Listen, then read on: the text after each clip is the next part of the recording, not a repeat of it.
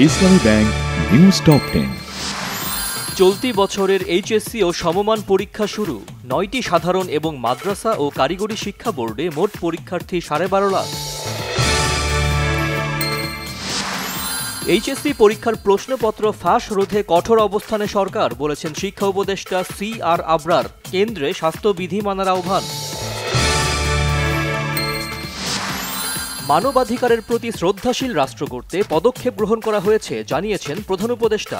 আন্তর্জাতিক নির্যাতন বিরোধী দিবস উপলক্ষে বাণী। বিএনপির স্থায়ী কমিটির সদস্য আমির খসরু মাহমুদের সাথে ইউরোপীয় ইউনিয়নের রাষ্ট্রদূত মাইকেল মিলারের বৈঠক। নির্বাচন সহ বিভিন্ন বিষয়ে আলোচনা।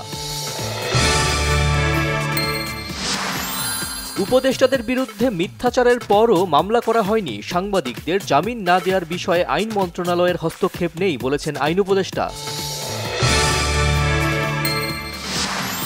জুলাই অভ্যুত্থানে প্রথম শহীদ আবু সাঈদ হত্যা মামলার তদন্ত শেষ। মিলেছে 30 জনের সম্পৃক্ততা। আনুষ্ঠানিক অভিযোগ দাখিল হতে পারে আজ।